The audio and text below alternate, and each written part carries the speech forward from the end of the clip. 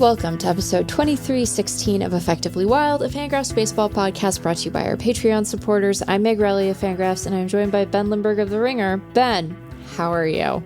I'm never been better because I've never been Brebbier than I am today. And this is a momentous episode of Effectively Wild. John Brebbia is here, my baseball boyfriend, who I formed an attachment to this spring. And when I fall hard.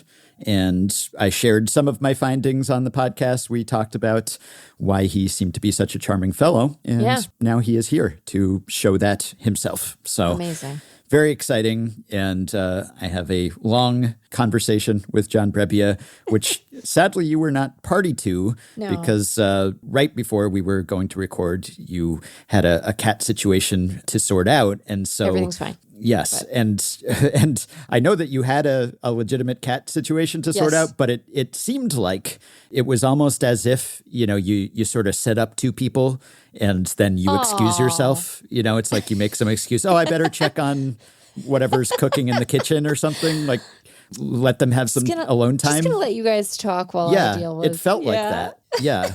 Or that you just didn't want to be exposed to the professing of affection for John Brebbia that I was about to display. But I know it was not that, but it worked out okay because I had even more alone time with my man. I just want you to be happy, Ben. I know that you can be trusted to have a delightful, well-boundaried conversation. Which you have not heard yet, to be clear. So you're hoping that that's the case. Yeah, I have confidence in you. I have faith in your professionalism and comportment as a journalist and a podcaster. Yeah. And also, I cannot wait to listen to see how much flirting with that line you opt to do, Those limits were tested, certainly. I bet. But hopefully they didn't break. But my boy Brebbia took it all in stride and was a good sport about it all, as I knew he would be because he's John Brebbia. So charming as always. You'll all hopefully be attached to him as I am by the end of this episode. So we'll get to him shortly. And a few things before we roll Mr. Brebbia in here. I feel like I should give you an opportunity to talk about your Mariners for a moment, and specifically Jorge Polanco, who might be reaching Brebbia levels of fondness with you right now. Because I don't know how long this will last. So let's quickly banter about it while it does. Because I have been surprised by the offensive ineptitude of the Texas Rangers, division rivals of the Seattle Mariners. And I was going to banter about that the other day, and we didn't get to it. And then I was glad that I didn't because they scored 15 runs that day with no homers. But then the next day they scored one run, and they were back to being pretty bad. And so I feel like I can bring it up again. So the Texas Rangers having a 90 WRC plus, that surprised me much as their offensive decline last season surprised me because they were such an offensive powerhouse in 2023. Right. And then they brought back most of the same guys, and then some of them got hurt and some of them slumped. And I thought, okay, this year they'll bounce back at least to be between those two seasons. And so far it hasn't happened. Right. Maybe it will. We'll see. But all of the offensive prowess that I had attributed to the Texas Rangers seems to have been sprinkled on the Seattle Mariners, who trail only Aaron Judge's Yankees with a 125 WRC plus. So they are Polanco powered. Everyone has heard me talk about sort of my disappointment in the Mariners' lack of ambition this offseason. In a division that looked quite winnable, it didn't feel like they were making big moves to try to really run away with it. Mm-hmm. They were sort of counting on some positive regression from underperformers, from the sort of improvement in their offense that they saw at the tail end of last year carrying into this year. And mostly they were just, it seemed like, counting on 80 some odd wins, more than 80, but an 85-ish win total being kind of enough, maybe, right? Mm-hmm. That they wouldn't even have to crest 90 because the division was weak. The Astros are not what they once were. They have some underperformances in their lineup that are pretty surprising. Like, you know, we could talk about what's going on with Yordan Alvarez if we wanted to. But, you know, with a team that had one of the better projected rotations coming into the season, a still very young Julio Rodríguez, the big dumper, it felt underwhelming. And part of my reaction to that was that last season, I found myself very frustrated with Jorge Polanco a lot of the time. And some of that wasn't totally fair on my part because Polanco played parts of last season injured. It clearly compromised him at the plate. His defense has never really been much to write home about, but he had a couple of games where he had like pretty damaging flubs. He didn't look good in the field, Ben. And when you don't look good in the field and you're not hitting, a very frustrating player you can be. And I often found myself just really annoyed with the state of his defense in particular. And it was transference, right? I was projecting my broader frustration with the club onto Polanco. Again, not entirely fair, both for reasons related to his health and the fact that he is but one man and famously is not the general manager or Pobo of the Seattle Mariners. So that was sort of the background. And then they hilariously brought him back and we're like, look, we have a perfectly good Jorge Polanco for you, Meg. And I was like, I am furious with you again. And I gotta hand it to our guy, Jorge. I gotta tip my cap. I must acknowledge that he has been, not just by the standards of the Seattle Mariners, but as you outlined, by the standards of Major League Baseball, a league that includes hitters like Aaron Judge and Shohei Ohtani, just a fabulous hitter. I am so happy to have been wrong and fascinated, right? Because savvy listeners might recall from Jorge's earlier career tenure with the Twins that he is a switch hitter by trade. And this year, he is only hitting from the left side because of an injury. He is dealing with a minor oblique strain, and it has kept him from hitting right-handed basically since the very end of March, so practically the entire season. And to your point, he has been incandescent, you know, he has been sparkling, he has been superlative, he has been one of the very best hitters in baseball. He, as we are recording this on Thursday at 11:40 a.m. weird ass Arizona time, he has a 253 WRC plus. He has been worth almost a 1.5 already. And, you know, the defense isn't better, really. It's just totally survivable in this mode. And obviously he hasn't really been in the field for a while, so I don't want to overstate the case. I think he's played like fewer than 10 games in the field. So like whatever. He's mostly, when you look at his defensive WAR column on FanGraphs, really what you're looking at is the DH positional adjustment more than anything else. But he's not getting a boost, you know, from like having become a wizard at the hot corner, which again is where they intended to play him because they were like, we do not need a Josh Rojas. We will simply have a Jorge Polanco. And it did feel like a psyop, Ben. It felt like it was about making me individually crazy. And I was like, first of all, pick a harder task, you guys. Like, you know, show some ambition in podcast psyops. Why don't you? Jorge Polanco, man, he's just been powering this offense that is being held together by spit and like duct tape, but still has some highlights. Like Polanco has been great. Cal Raleigh has been fantastic. JP Crawford started slow, but has really turned it on. Dylan Moore, who is on the IL right now, has been very good. Julio still starting very slow. We're not talking about that, though, because guess what? Julio has time to figure his stuff out because of Jorge Polanco, right? This is also an offense that is missing Victor Robles, which, you know, from a hitting perspective, less important, but just sent Luke Raley to the IL. He is also dinged up. Like, Leo Rivas is playing an important role here. Ryan Bliss is going to be out for months if he comes back at all because he has a torn back or something. So anyway, do I expect the Seattle Mariners to persist in their offensive excellence? I am skeptical that that will be true, Ben. If I were going to lay odds on it, they wouldn't be favorable. But it's not, they're not. Here's the thing about them. Like, they have a plus 23 run differential, which isn't like amazing, is behind, say, the Milwaukee Brewers, but isn't bad. And when you look at their Pythagorean expectation and their base runs record, they're like mildly outperforming that, but not very, very much. They're like up a game on their expected record.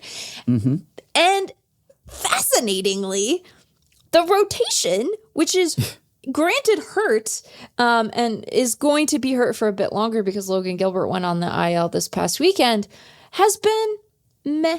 It's been pretty meh, Ben. It's been a pretty meh kind of time. Pitching staff as a whole, middle of the pack, 16th in FanGraphs WAR. They're just a offensive powerhouse and kind of, mediocre pitching as we all projected. As we all predicted. This is why baseball rocks. And granted, I am happy to say that now because at this moment, my Seattle Mariners, 18-12, 2 games up on the Astros in the West. So here's my plea.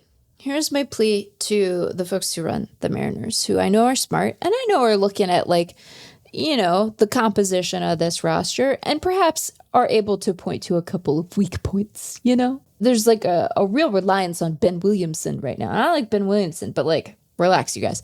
Have some ambition. Now, would it shock me if some of that ambition came in the form of trying to reinforce the pitching side of things, oddly enough? Maybe.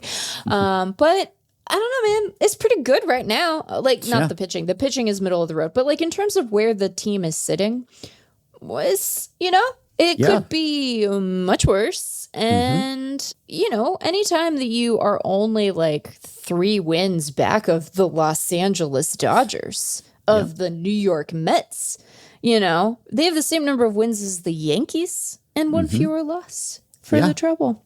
That's because they've played one fewer game. Yeah, I suspected you might have something to say on this subject, and my suspicions were confirmed. Yeah, I wanted to clear the floor for you when you were in a happy Mariners mood, because that doesn't happen all the time. And often when you talk at length about the Mariners on this podcast, it's not for positive reasons. And so we're switching things up. Happy for you. Happy for Jorge. He is not currently qualified for the batting title, but if I lower the playing time minimum to 80 plate appearances, which is how many he's made, he is second only to Aaron Judge. 262 WRC plus for Judge, 253 for Jorge Polanco, and then you have to go down another 40 points or so to get to lowly Pete Alonso. So, yeah, it's been kind of incredible. And for your sake, I hope it continues. Although you noted, Julio, as usual, off to a slow start. Not his slowest start, but you said still young. I think that was how you described him. And that is also how I would describe him. He is 24 years old.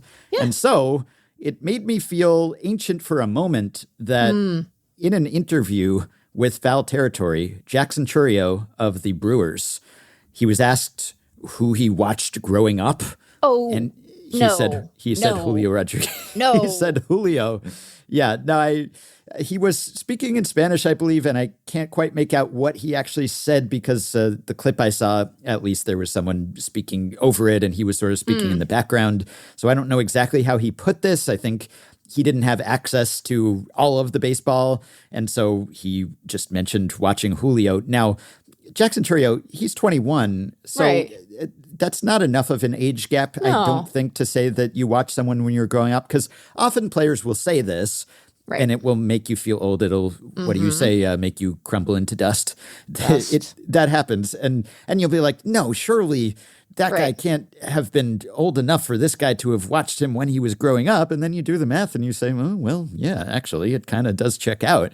In this case, though, I think there has to be a minimum age gap to say that you watched someone growing up. Now, granted, Jackson Chourio is still growing up, essentially. I mean, he's 21 years old. So if he was watching Julio a few years ago, he was a teenager. I guess that's kind of someone he was watching when he was growing up, pedantically speaking. It's accurate, but I don't know. He debuted in the big leagues just a couple years after Julio did. It's only a 3-year age gap.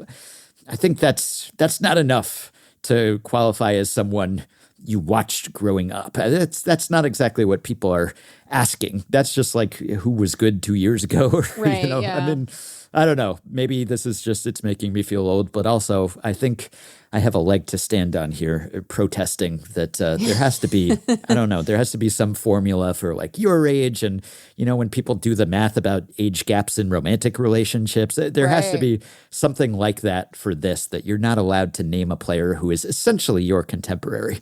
I agree with everything you say. I will note that he is like a very new 21. He is still only barely 21. He turned 21 in the early part of March. But I take your point, and I would agree. And I wonder if it's just that like he was noting Julio's play while he was watching him. While Julio's in the majors and he was in the minors. It could be. It could be something as simple as that, because they wouldn't really have had an overlap, because he signed in 2021. So that was his first DSL year, Chourio, that is. And so, yeah, the timing there, it's not like he and Julio played against one another really for any stretch in the minors, because Julio was in the minors in 2021, but he was in high and then double A. They wouldn't have overlapped, and Chourio wasn't even stateside yet. So he and Julio were down by the schoolyard at the same time, essentially. Not the same schoolyard, but they were both at a schoolyard, presumably overlapping. It's not enough. I get what maybe he just, he probably just meant he appreciated Julio and he I'm sure watched that's him. all he And, meant. I'm just saying, because all the replies I saw to this were like, what? I'm ancient. How old is Julio? Yeah. I think it made us all feel that. And maybe that was a translation thing or a social media, how it was presented thing. But also, I do think we need to establish some ground rules here when it comes to like who your idols can be. I would tend to agree with that. It's funny, too, because it's not like you could imagine a player maybe seeing Julio like while he was still playing in the DR and being like, oh, I want to model my game. But Chourio's Venezuelan, isn't he? So he wouldn't have been, knocking around the DR, I don't think, before he had a DSL assignment. So I'm sure it's just like a quirk of how it was presented and translated or whatever. But yeah, it's just like, Jackson, my guy, please. We know you're young. You don't have to make us feel even older than we already do. Yeah. Congrats on finally being able to drink in the U.S. Right.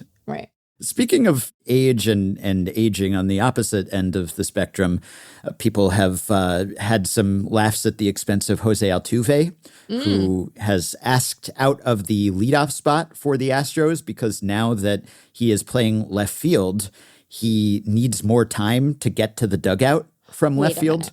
So he actually asked manager Joe Espada to move him from the leadoff spot to the number 2 spot in the lineup because he wants more time to get from left field to the dugout.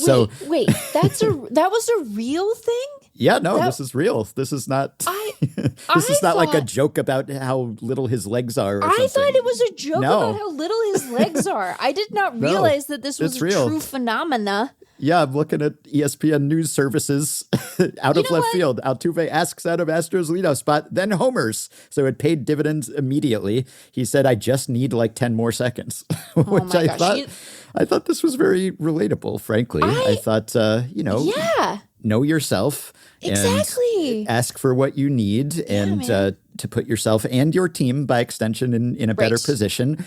And look, he's getting up there in years by pro athlete standards. And so he has lost a step or two. You look at the sprint speeds, it's down considerably from where it was when he was younger. And so he's still so much younger than I am. He's barely in his mid-30s. Yeah. So now I'm making you feel like Jackson Chourio. 35 yet. Did. Close though. Soon. Happy Very early close. Birthday. Yeah. Jose. Early, next week, I guess. So, but, he's hitting 35. He's dealing with the outfield. He's running around. He's learning a new position.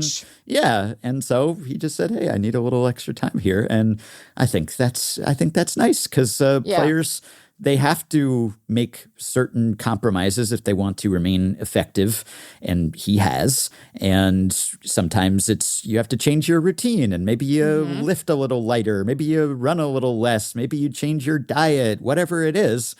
And I can't really recall this specific thing happening.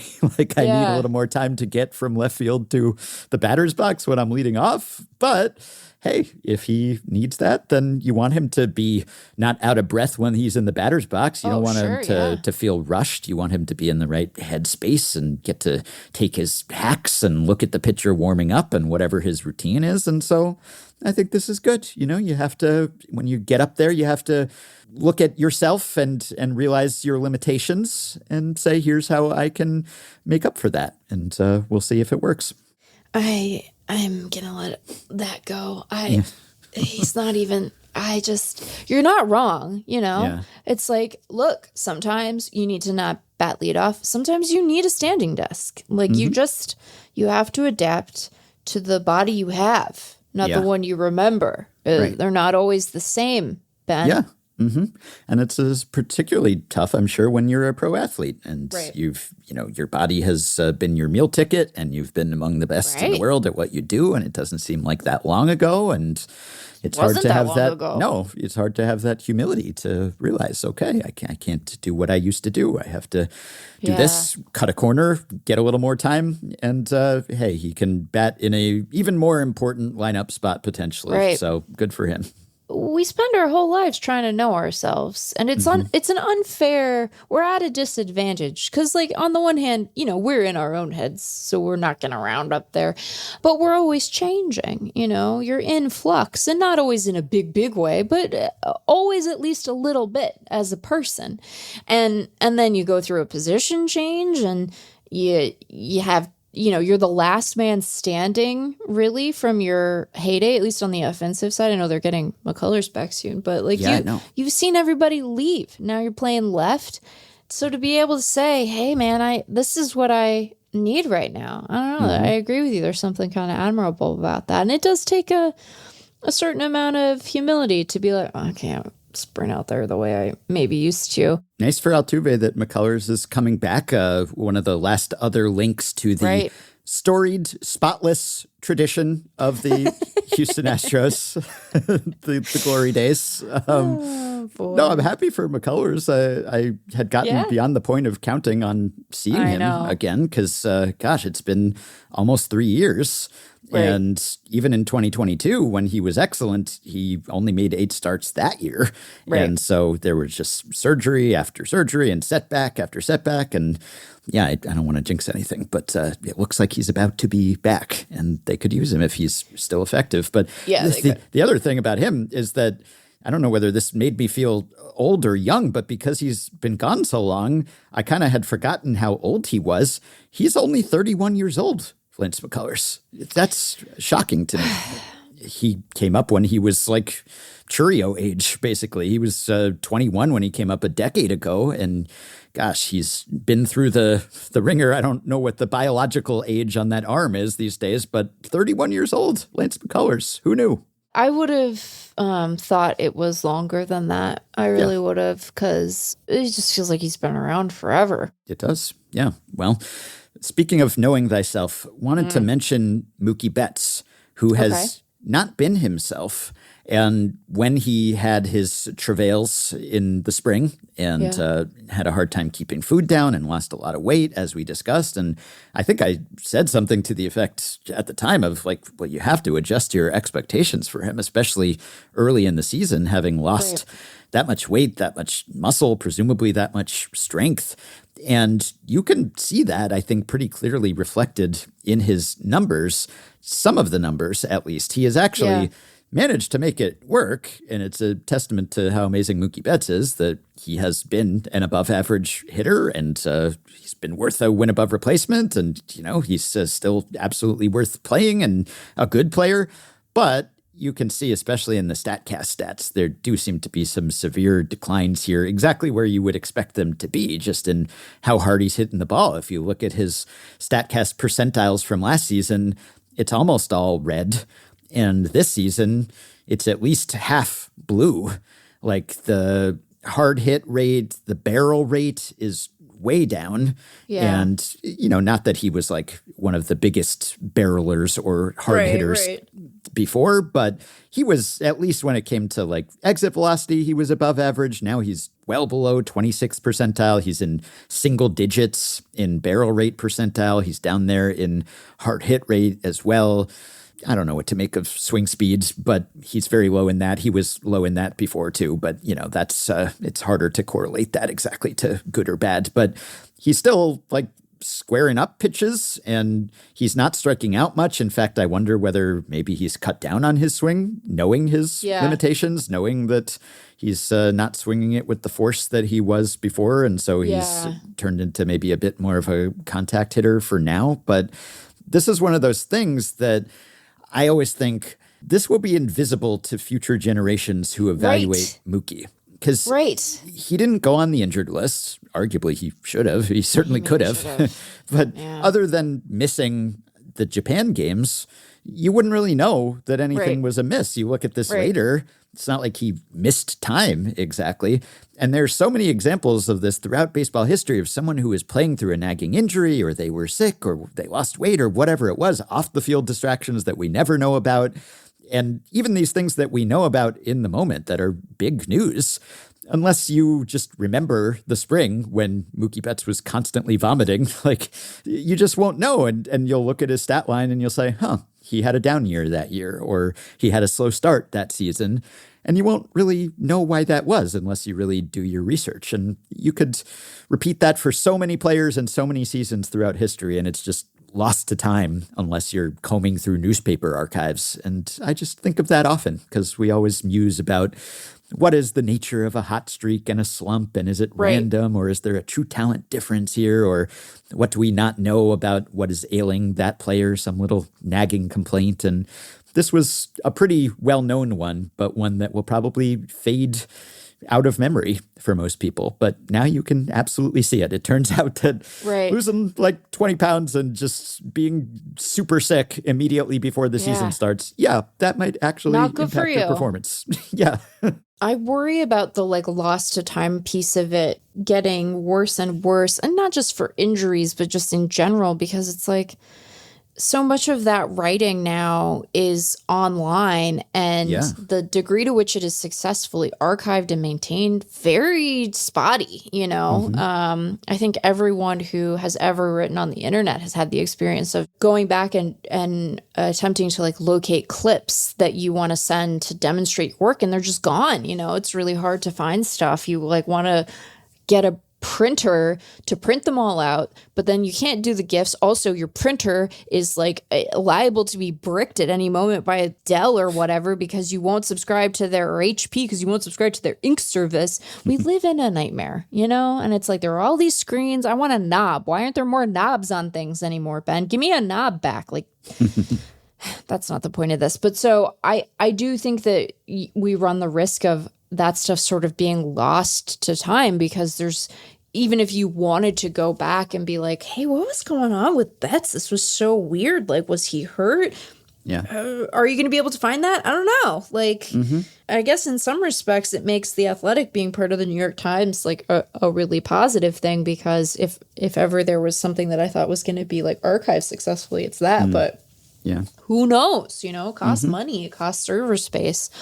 So, I don't know. Yeah, the link rot is real, the digital decay. Yeah, so I'll be monitoring those stats to see if they improve as he gains strength as the season goes along. It's hard you lose all that weight to put it back on while you're being as active as you have to be as a big league player, which kind of, a lot of players, that melts the weight off them, and they sort of bulk up over the offseason because they know that they're going to slim down inadvertently as the season goes on. So we'll see if Mookie can bulk up at the same time as he is playing. But even if he keeps this up, he's still absolutely worth running out there because that's how good he is. So one other player who has not been to this point, Sandy Alcantara. He has had a really rough start to the season. And that kind of changes the shape of the trade market, especially the early season trade market, because he was seen, coming into the season, it was very much like, well, anyone who needs an ace, Orioles, Sandy Alcantara is out there for you. And to this point, at least, he has definitely not demonstrated the skills or the results, at least, that would make a team want to take that plunge or enable the Marlins to get a big prospect package back for him. So it's 6 starts, and he still throws hard and everything, but boy, it's been bad. He has not been missing bats. He's been wild. It's not unexpected to have some rust after you come back from a long absence and a surgery, and we'll see how Lance McCullers fares after how long he's been out. But yeah, given that Alcantara was sort of leading the potential pitching trade targets, he's going to have to show more than this in order to retain that status or to be the solution for some team that needs pitching. Well, and look, I don't want to say that he won't be able to rebound and at some point, but it does sort of, I think, demonstrate how tenuous a strategy it can be to rely on trading really good big leaguers, particularly pitchers, as a way of continuing to reinforce your farm system. And, it's not like the Marlins are the only team to have done that. It's not like they haven't been able to execute that strategy at points in the past, but you are relying on these guys being healthy and productive and attractive as a potential, down the stretch guy for a contender. And if something goes wrong, if he gets hurt again, if he's just taking longer to come back than they were hoping, it puts you kind of in a spot, It makes you wonder, would you be better off making more proactive acquisitions rather than, relying on being able to dump talented players? So I don't know. Just something to think about. On the other end of that, theoretical trade transaction, if you're sitting on your hands over the offseason and you're saying, we'll just do our in-season get a ace guy pickup. at the deadline. Well, one guy gets hurt or falters and suddenly it's sort of a thin market. So fortunately, everything's going great for the Orioles, so they don't need Sandy Alcantara. But they do have Maverick Handley now. That was a major leaguer I was pleased to meet. Maverick Handley, new Orioles catcher, whose given name is Maverick. His given name is Maverick. It's not a call. It's not a call sign. It's his name. He is 27 years old. Yeah, Maverick Dane Handley, one of my favorite new names in Major League Baseball. Just delightful. Wow. Yeah. Maverick. And Maverick Handley is a Denver native, which provides an excellent segue to the last thing that I wanted to ask you about, which was, do you think, here's my hypothesis about the Rockies, who actually pulled out a close one, a 1-run win over Atlanta on Wednesday, but it's been bleak, as we all know. Yeah. The Rockies have mostly been bad during their history, and they've rarely been great. But until very recently, they had not been abjectly terrible. This is a new thing for them.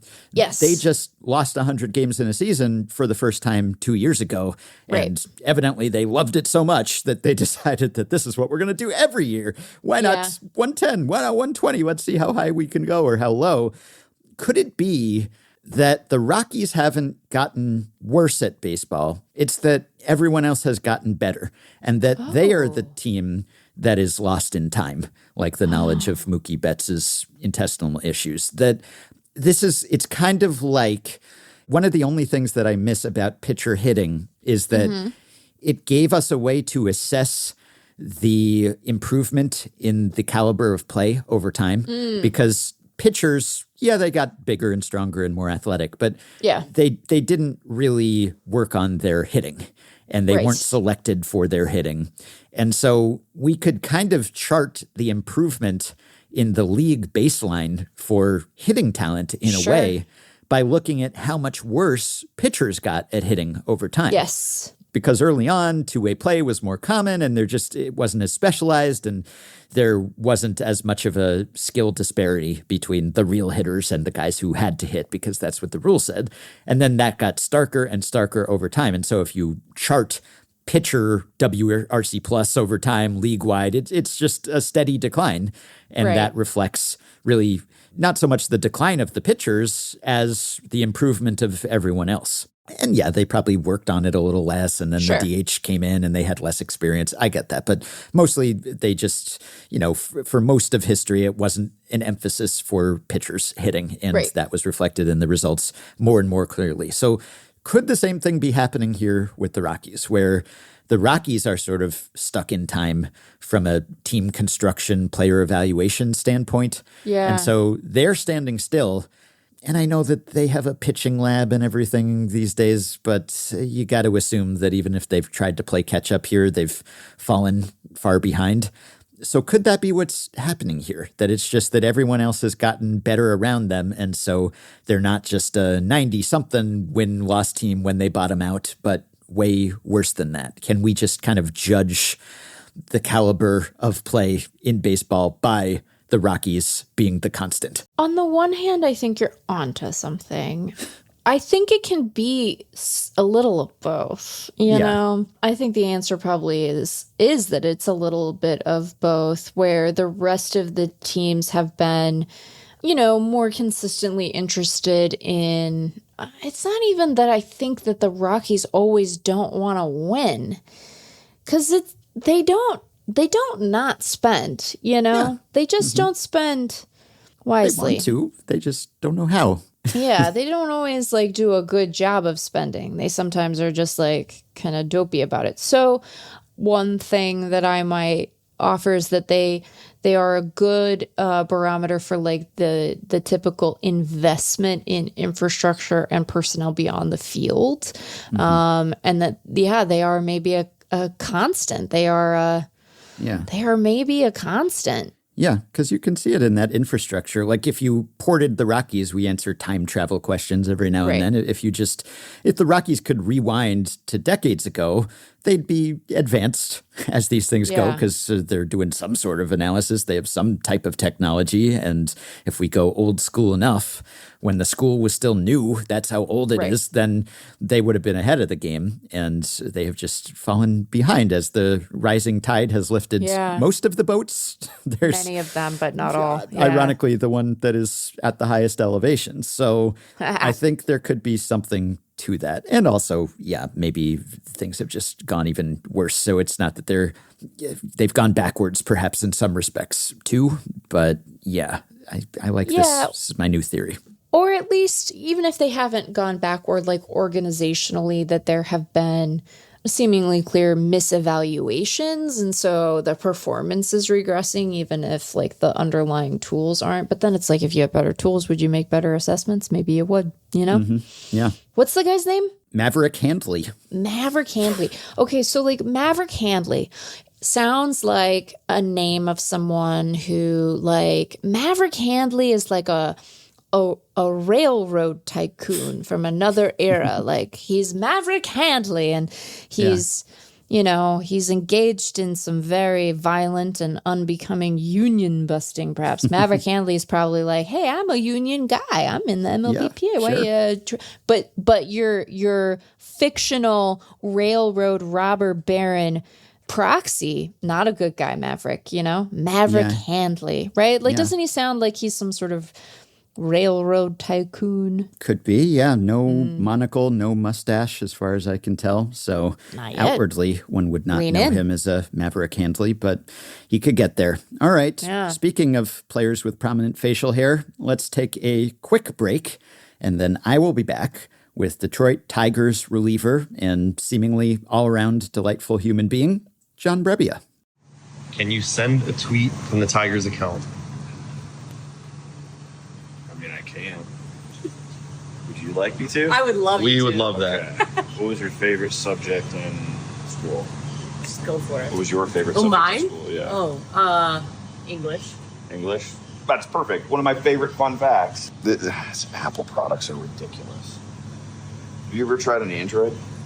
They're incredible. How long can these things be? Where are the commas? Thank you. I'm telling you, this keyboard, this is not, okay. This is a draft. Which direction do I go? In the doors. Okay. I shouldn't have even insulted you by asking if you were an AirPods guy, because I know that you're not. I know that's Android part of for life. Thank you. That's part of why I wanted to have you on the show. I guess we could just start on that note, because that is sort of the origin story of this conversation. I'm here with John Brebbia, by the way. Detroit Tigers reliever, man of the world, amateur comedian, notable beard grower, etc. I'll take it all. I don't believe any of it, but I'll take it all. I'll tell you how this interview happened.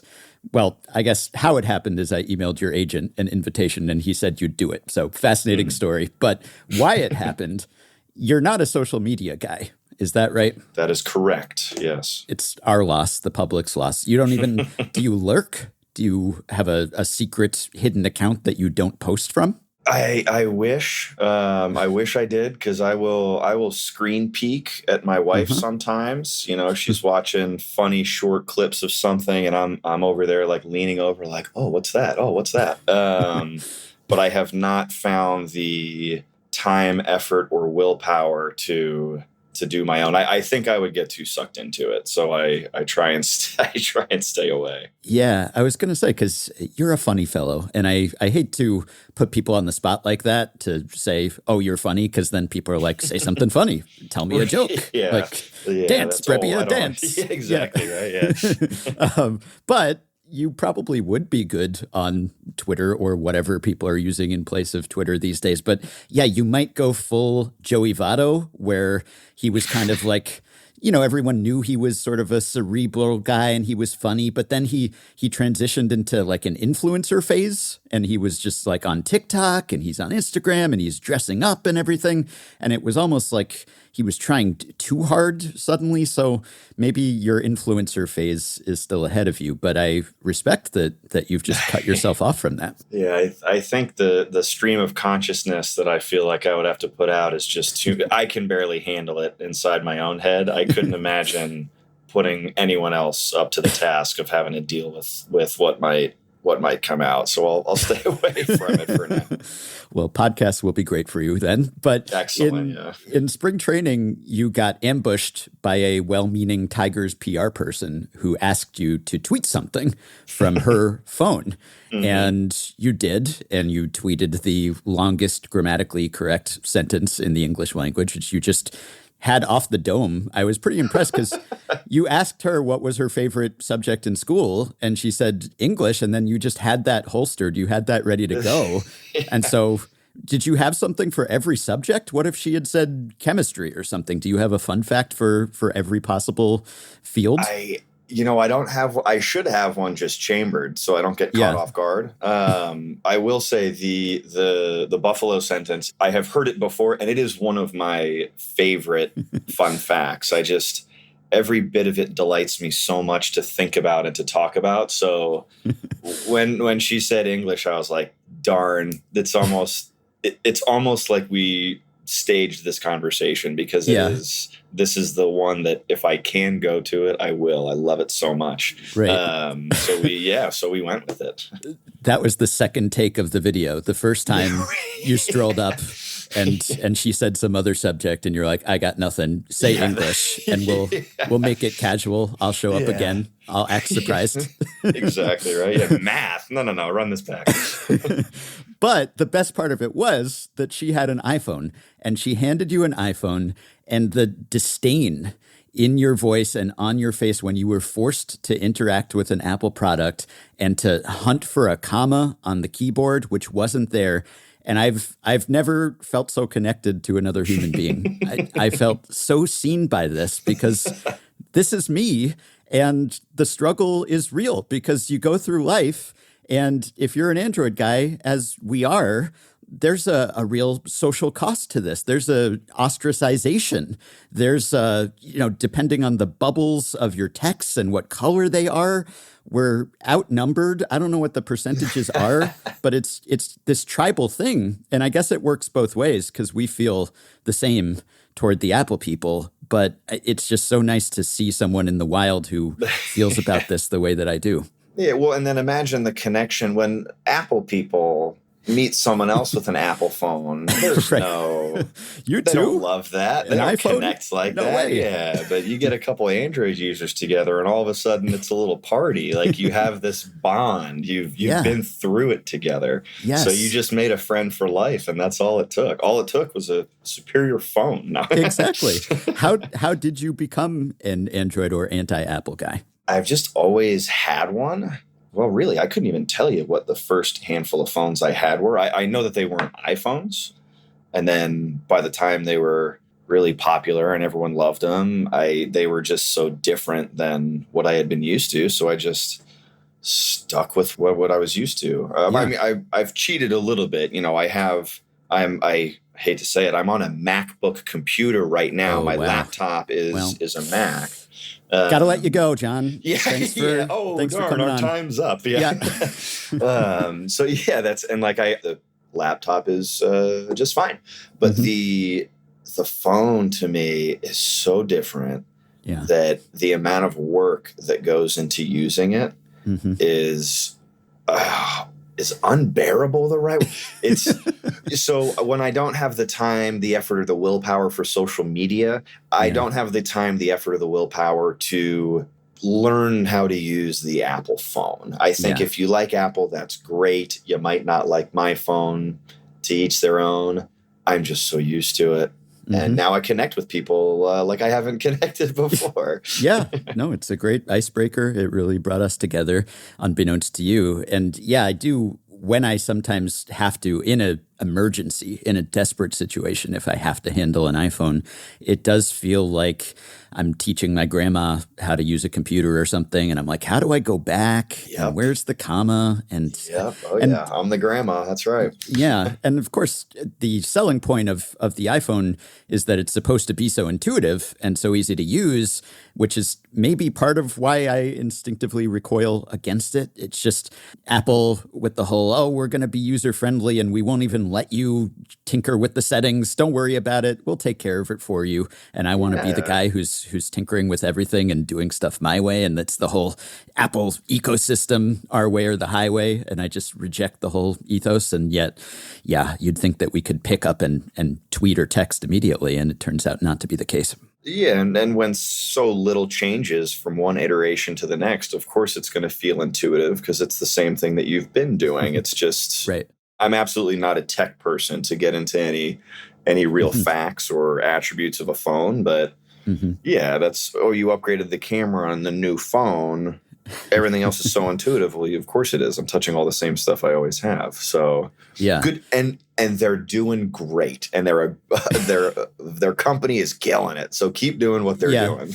They don't need our business, to be clear. Yeah, and they're sitting there like we don't care at all.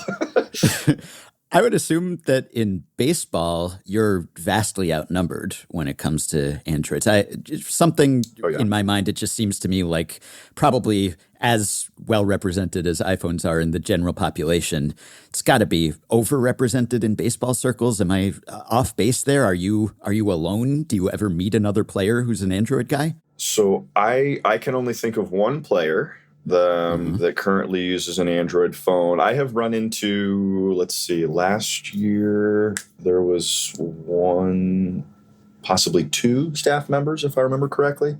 The prior year, I don't know anybody. The brother of one of a staff member had an Android. We connected pretty closely on that. So I mean, you got to think about it. We're going to family of people to find Android users a lot of time. But this year there is a player with an Android phone, and we're as close as we can be.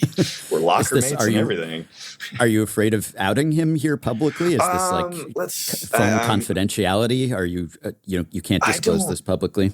I think if anything, he would be quite proud of it. But I don't know. This is how I'll find a loophole. It rhymes with Schmammy Schmainley.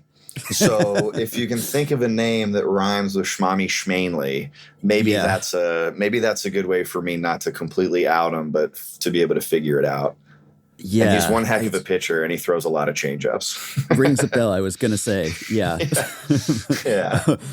But after your social media debut, this video, which went viral among me and my close acquaintances, I then fell down the Brebbia rabbit hole because Meg, my co-host, and I, we talked about this charming video on the podcast. And then people emailed us that people came out of the woodwork to be like, oh, you like John Brebbia. I like John Brebbia too. And it became this kind of thing like you're using an Android phone was. I just made a bunch of Brebbia friends because there's a lot of lore to you. And I was familiar with you as a pitcher, but not as a personality. And I haven't really covered or rooted for the teams that you've played with personally. And so I just haven't been exposed to all of the just insights into the Brebbia psyche. And we actually received submissions from listeners. Someone put together a multiple page Google Doc with just all of your media clips, essentially. This was not your agent. Oh, no. It was, although your agent might be interested in this document potentially, but it was your greatest hits, basically, all the times that you've appeared on radio shows or broadcasts or, TV shows, whatever it is, and said something funny. And so I then had to brush up on my Brebbia, and I was sort of passing around Brebbia videos like they were Grateful Dead tapes or something, like, hey, have you seen this one? Have you seen this one? So it was intense. And of course, I wanted to have you on the show. It's like, have you seen Step Brothers? Yes, I have. Okay. So there's the Step Brothers scene where John C. Reilly and Will Ferrell, they're enemies at first, and then they start to realize that they have a lot in common. And there's the one scene where John C. Reilly's like, let's just, on the count of three, we'll say whatever comes to our mind, and what's your favorite dinosaur, that kind of thing. And they say exactly the same thing. And after three questions, he's just like, did we just become best friends? And oh, yeah. That's what happened with me and you, except that you weren't there. It was sort of a one-way interaction where hey, I became it. Yeah, you became my best friend. Out of the atmosphere right, a little bit ago, and that must have been it. Yeah, so usually when we invite a player onto the podcast, it's more about, asking them about some specific baseball thing.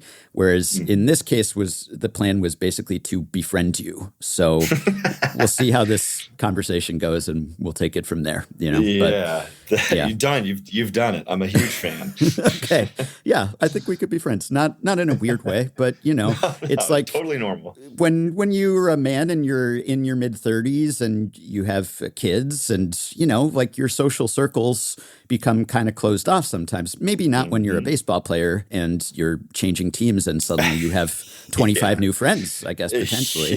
Yeah, whereas me, I work from home and I see no one except my wife and my dog most of the time. So I don't really get out much. And so this was my version of that. Perfect. Yeah.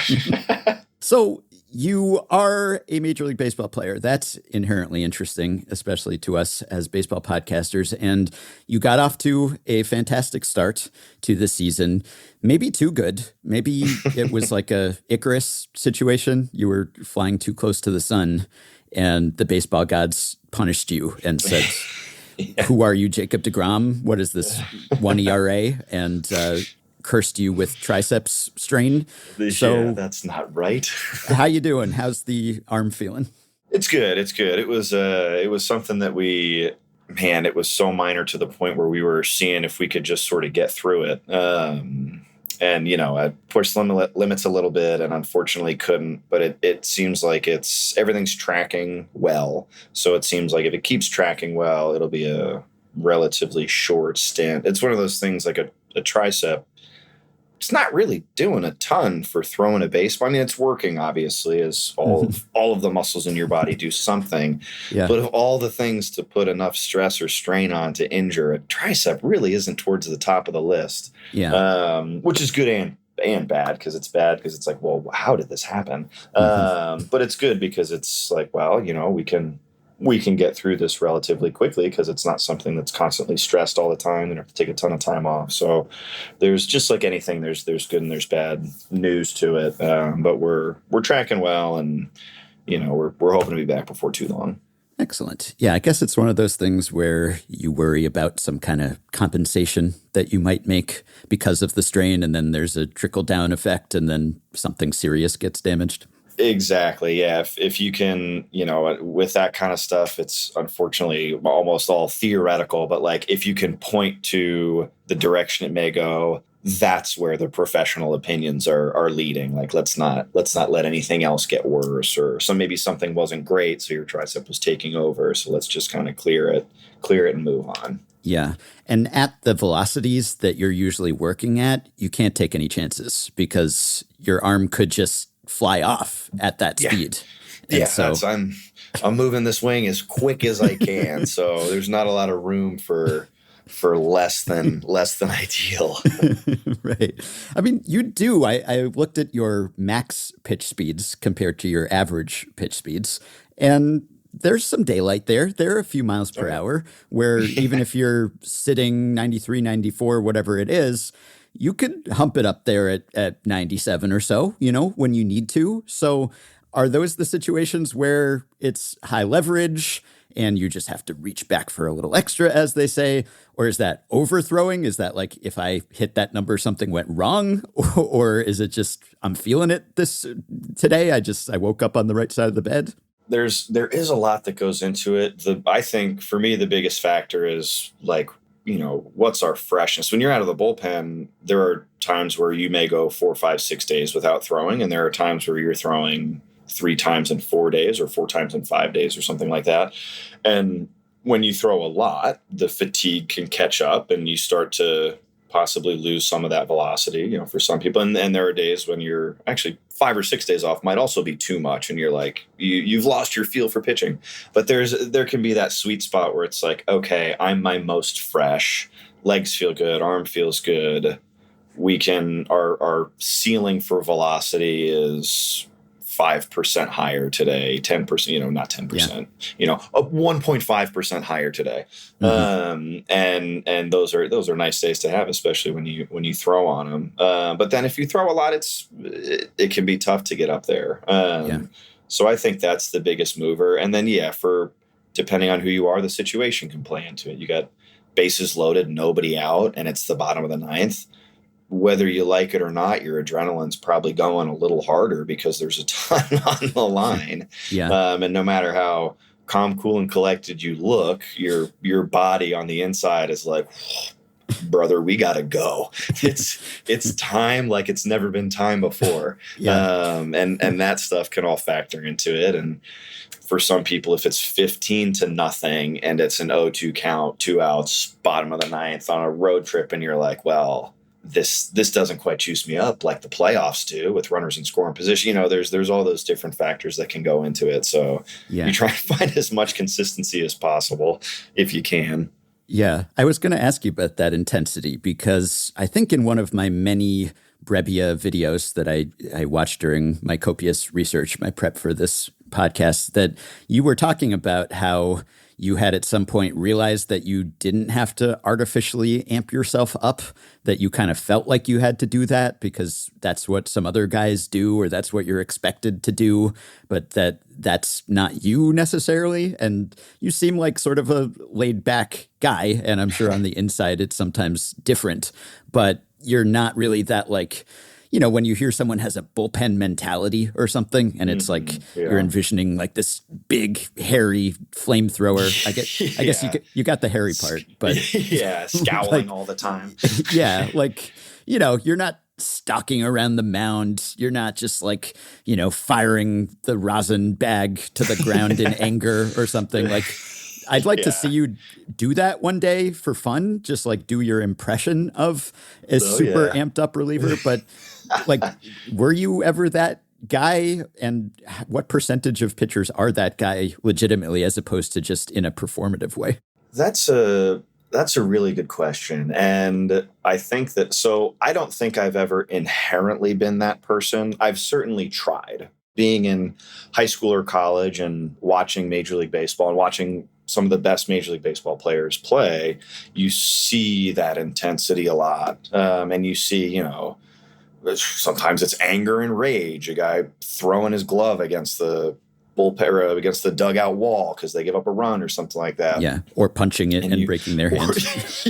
Yeah, or you read about IL stints because someone got so upset they put a hole in their locker. Yeah, just to interrupt for a second, I have made it one of my hobby horses here that they should pad the walls in the vicinity of the dugout, the tunnel, the clubhouse. And I've suggested just having like a boxing, just like like a hanging bag that people, and I think a couple parks have that sort of thing where you could take your frustration. But yeah, to this point, like it's clear that every year there's a guy or two who goes down because they punched some surface that was unyielding and physics took over and they lost. And evidently you can't just coach that out of guys. And I do understand the intensity and everything and the emotions and the adrenaline and the testosterone and everything. So if we can't fix that, then it seems to me that we just need to make all the surfaces soft. And the fact that teams haven't done that yet makes me think there's a competitive advantage here that is going unclaimed. Yeah, I'm excited for the day where all of the home clubhouses are padded and they leave the road clubhouses. They start putting little bumps and spikes in the walls, hoping for it. Yeah, just left a nail not hammered in. Yeah, exactly right. I think people's competitiveness can come out in so many different ways, and so much of it you see is like that high intensity fire closer mentality. Where, maybe it's the mad Hungarian yelling at people with his giant mustache or the Brian Wilson big beard. Like, I don't know if that guy's got teeth or not because he never smiled. It's stuff like that you see and you're like, that's what it takes to be the best. And I tried it so much, college, early minor league baseball, and boy, did I stink when I was doing it. It just wasn't. It didn't work for me. So when I finally got released by the Yankees, didn't take that long. I just was like, let's go out having some fun, like let's just enjoy it because it should be enjoyable. And that I feel like totally changed my approach. I think it's less, my competitiveness doesn't so much come out in my facial expressions and my body language. As it does in, I don't know, the self-deprecation afterwards is my way of punching a hole in a computer. So it's just different. I think you see a lot of guys who are more physical when they're competitive, but you see it more. I think that's probably the most normal way for it to come out because I think that's how most people do it. Yeah. But you get so many different, you play with so many different guys, you see so many different people that you see some different ways of how people handle it. Yeah. We had Paul Skeens on the podcast recently, and after that, we were like, well, where do we go from Paul Skeens? We got to book Brebbia. That's the only bigger name that we can get here. And I was talking to him about that because he has that sort of low affect, slow heartbeat. People kind of rag on him for not really showing his emotions or being super demonstrative. Even when he wins some major award or something, he might not be smiling, And I kind of have that too. And it's just can't judge a book by its cover kind of thing often. Yeah, I'm sure he's real happy about his awards. I'd be surprised if he wasn't. And even if he's not happy about them, that's okay too. He doesn't have to be happy. He's doing a heck of a job. I think his expectations have got to be fairly high for him. So I don't know him personally, but he's obviously got some pretty good stuff. So I think his expectations are, if he wins the Cy Young and if I win the Cy Young, you're going to see two very different people. Because one's a complete shock, and it means that everyone else in baseball retired before they could hand out the award, except for me. And if he wins it, it's like, that feels right. Yeah. Well, speaking of seeing a different person, I went back and I watched your first pitch of the season and then your last pitch to date. And so there was a difference there of about 3 weeks, I suppose. And you were considerably hairier in the second pitch than the first. And I imagine that when Tigers fans see you on the mound again, hopefully soon, they may not recognize you. Has there been additional growth since then? Yeah, we're letting it ride. I'd say the All-Star break is usually when it becomes, John's got a beard, it doesn't look that great, what's he doing? And then the All-Star break happens and I come back and it's like, why'd we give John's number away so quick? It's only been a few days. So that's usually where it happens. But we're just going to keep going and see what happens. Yeah. And of course, this came up in my research as well. You have been asked about the beard many a time. And I don't know if I'd even describe it as a love-hate relationship that you have with the beard. It seems like it's largely hate. And yet the hate fuels you in sort of a Sith Lord way, maybe. But it's like a reminder of the fact that a career can end at any time, right? And so you could give the origin story of the beard, but it seems like you find having it pretty unpleasant, and yet you regrow it over the course of each season. Yeah, there's nothing. It's not like it's comfortable on my face. And as it grows more, the weather gets warmer, and that can add to the discomfort. It certainly doesn't look good. Sometimes it can be like tough to eat because I'm just shoving hair in my mouth. Yeah. All things that I wouldn't consider positives. Those are negatives, but they're not detrimental to my everyday life. So not worth changing anything for. But yeah, I started when I was playing indie ball, when I didn't think that baseball was an option anymore. I was just kind of doing it. All right, last year, I want to have some fun playing. Let's go to indie ball, enjoy the game, move on with my life. So now keeping it is just, I do it to remind me that you're not supposed to be here, buddy. You're supposed to go to Sioux Falls, have a little fun, and then find a job somewhere else and spend time at home with your wife and all that stuff. And it's a nice, when I have a good outing, it's a nice reminder that there's more important things. And when I have a bad outing, it's a nice reminder that there's more important things. Yeah. Does your wife prefer bearded or beardless Brebbia, or does she like the variety? It's just, keeps things fresh in the relationship. She's been a no comment type of person for maybe 8 years now. That speaks volumes. That's a comment in itself. That means she doesn't like it one bit. But she's way too nice to say anything. Yeah.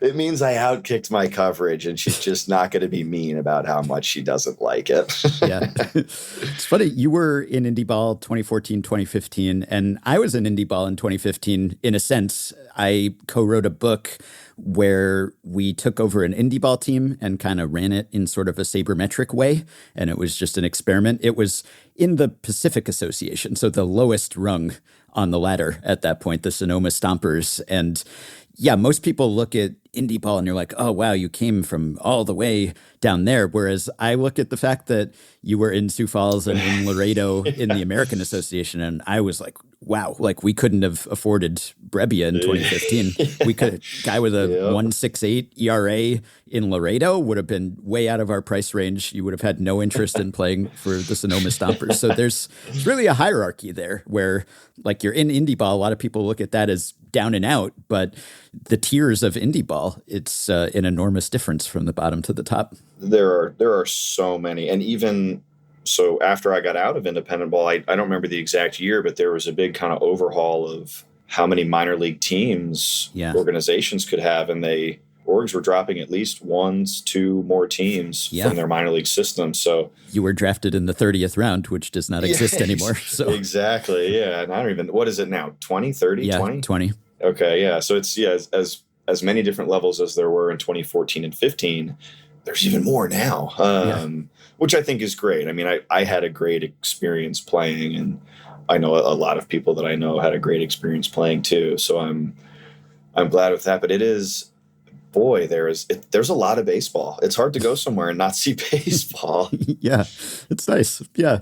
And you've been in several organizations. I don't know whether you would classify yourself as a journeyman. We've debated the definition of that, like how many teams and what span of time do you need to have played for to qualify as a journeyman. But, you've played for a handful of major league organizations and some others at other rungs. And so I guess you're accustomed to having to come into a situation where you're the new guy and you have to meet a bunch of other guys who've been there for a while.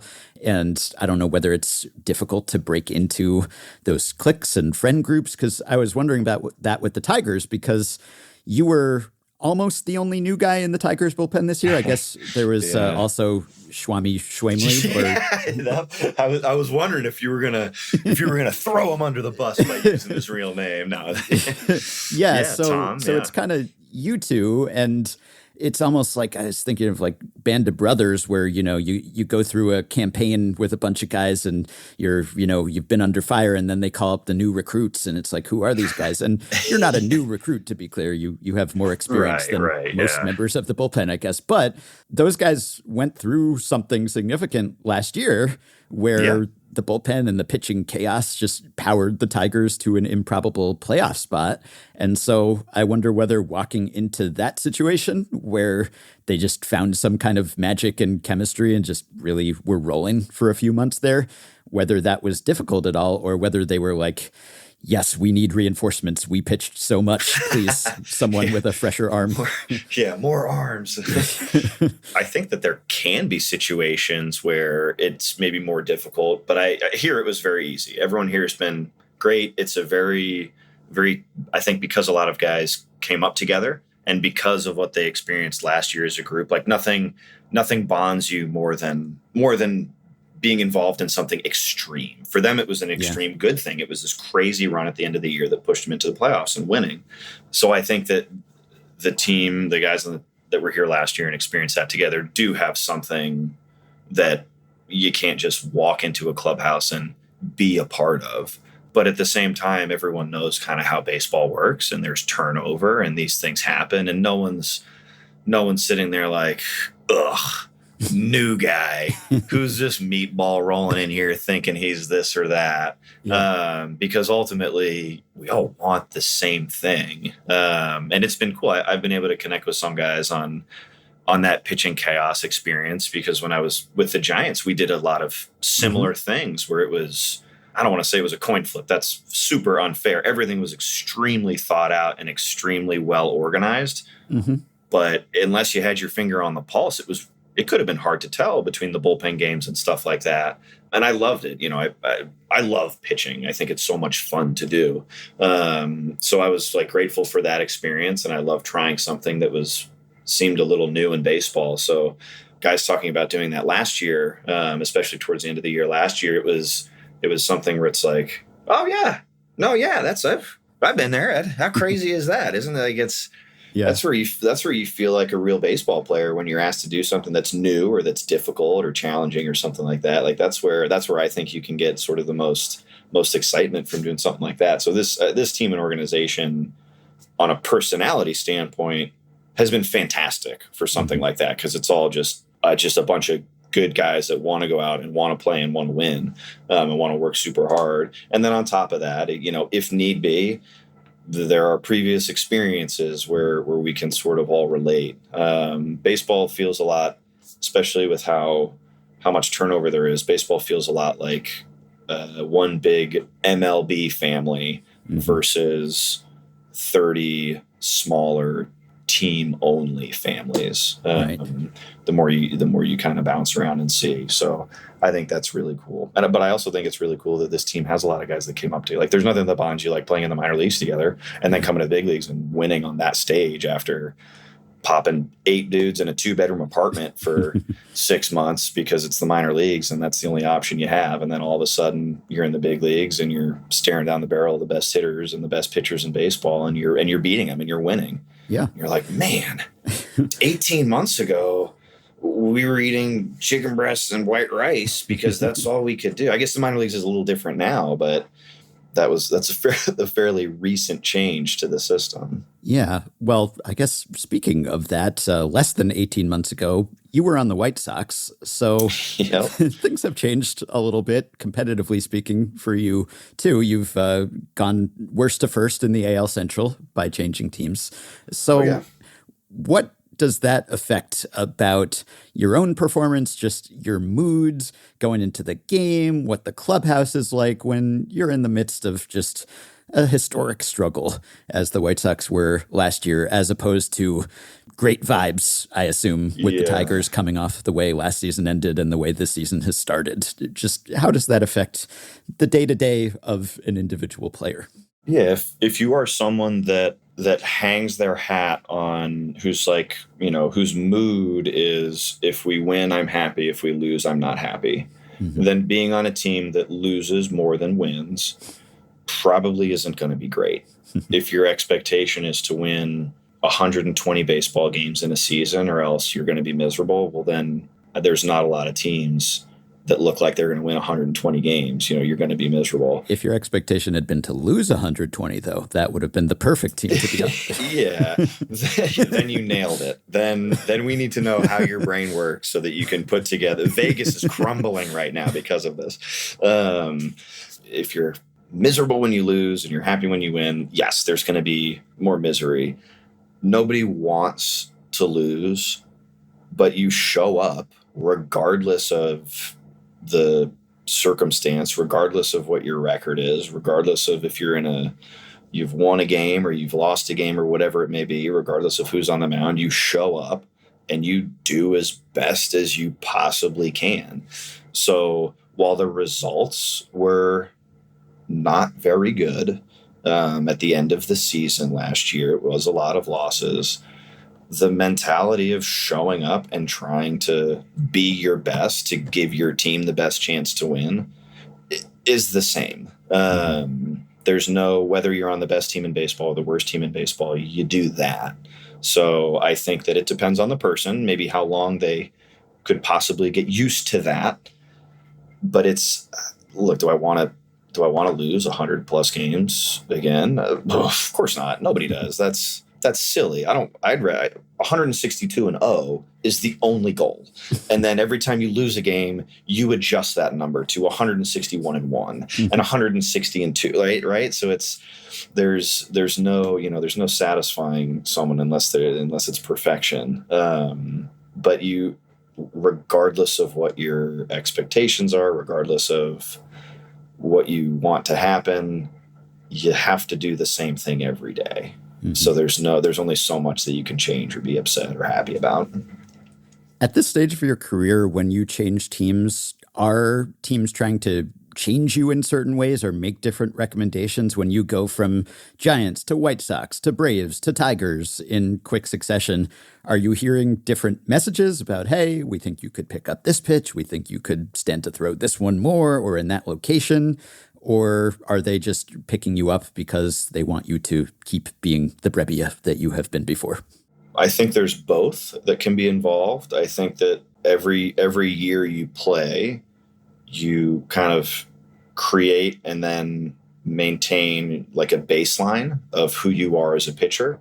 So your first year or two, you are a certain way.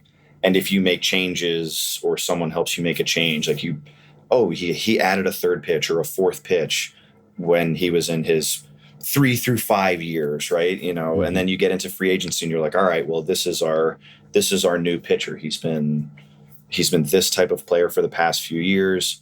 Maybe we like that. That's great. If we sign him, that's what we get. Oh, look, we found a couple of avenues to tinker or to tweak or to use this process or change this pitch.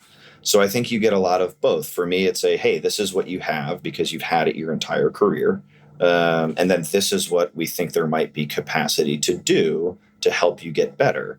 And you try things out. And if it works, great, you stick with it. And if it doesn't work, hopefully you find out quick and you stop wasting your time on it. I think organizations are different depending on where you go. They're not all run by the same person. So I think there are some different approaches. But for the most part, especially for me, like I'm a reliever. It's not like I'm providing 200 innings a year that you have this massive base to go off of. It's like, all right, this is who John is. This is what we're going to get. Let's see what happens with X, Y, or Z. I guess it's sort of a thankless role relief unless you're that fire-breathing guy at the back of the bullpen. Like, if you do well, then that's what people expect you to do. And if you don't do well, then they're probably sending you death threats in your DMs or something, except not you because you're not on social media. Life hack. When you don't have a direct message, you can't be yelled at online. Yeah. Made it harder for me to slide into your DMs when you didn't have DMs, so I had to slide into your agent's inbox instead. But nonetheless, probably better for your mental health, I'd imagine. But does it bother you and your fellow relievers that you constantly hear the refrain that relievers are what's wrong with baseball, that there are just too many of these relievers? We want the starters to go deeper into games again. Who are all these relievers? I can't keep track of them. Does this feel like a personal attack? Oh, man. Not to me, no. I don't. I personally don't care. If someone hates it when I open a game, that's fine. If someone loves it when I open a game, that's fine too. I understand the sentiment of wanting to see 5 starting pitchers go out there and pitch. When I watch other sports, which I do very rarely, like I only know the biggest games. If a Lakers game is on and LeBron James isn't playing that day, I don't know. No offense to the Lakers. I'm sure they're all wonderful people. I don't actually know anybody else on the team. I don't watch basketball. So I put that game on and LeBron's not there. It's like, okay. Mm-hmm. I don't know anything about this sport. I can't tell who's good or not good. What else is on? So that's an unfair example. I don't watch basketball, so that's never actually happened. But it's that kind of concept where if someone's loves, if someone wants to watch a Tigers game and they flip it on and instead of Tarek Skubal pitching, it's John Brebbia, they're probably going to be pretty mad. Like, who is this guy? We wanted to see 100 miles an hour out of a big old lefty that just won a Cy Young. Mm-hmm. In no way do I think of that I'm going to open for Tarek Skubal anytime. but it's that kind of concept that makes sense to me. I wish I could care. I wish I had a really strong opinion one way or the other. I think in general, human nature, everyone wants to be, respected and appreciated for what they do, but sometimes that's not the case. And in a sport like baseball, and really any sport where you can stand on the field and get yelled at by a fan, you get used to not being respected or appreciated pretty quick. So you can kind of let it roll off the shoulders. I can't believe we've been talking this long and I haven't brought up spreadies, because this was another thing that deepened my appreciation for you. And in this case, sometimes I get obsessed with a baseball player and I'm telling my wife about it and she's kind of just humoring me like, yeah, that's nice. Kind of like your wife with your beard. Yeah. And in this case, though, I showed my wife one of the videos where you were talking about your love of spreadsheets and your nickname for them. And you're basically neck and neck with Shohei now as her favorite player, because she does a lot of spreadsheet work in her job. She does a lot of data analysis, and she has now adopted this term. So spreadies is spreading. Perfect. And I don't know how you got into this, because you don't often hear players profess their fondness for spreadsheets, or really anyone for that matter. But you use them in your rehab process. I don't know whether you've had to use them while coming back from a tricep strain, but tell the people, because I'm sure we have a lot of spreadsheet-loving listeners on a FanGraphs podcast. Tell us about your affinity for spreadies. Yeah. If I can find an excuse to make one, I will. It started with like budgeting and just, oh boy, I've got 2 rents throughout the year, internet, in my permanent home and wherever I'm playing and bouncing around. So it started as a way to just like track what the heck is going on. And then it kind of seeped its way into like, well, I can make a daily workout schedule and just put in like almost like a to-do list, some reminders, and then some workouts and a warm up. Like, oh, okay, I can have everything just sort of organized in this spreadsheet. And then as things happen, I just kept adding and adding and adding. And when I got hurt when I had Tommy John in 2020, it was the first time I had an injury, and it was COVID during COVID. So I was only allowed to be around a PT, our team PT, for so long. I want to say it was like 60 minutes a day. And then we were supposed to separate because of all the COVID regulations. So I had an ample amount of time, which, as we found out, was not good for my Google Sheets account. I started tracking everything.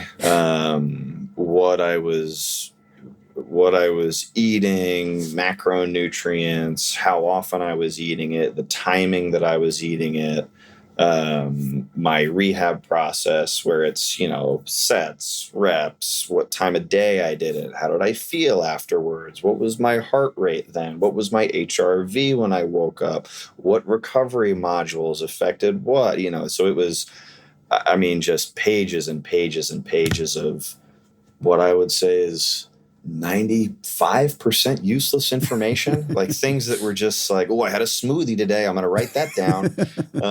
File that one away. You never know when that could come in handy.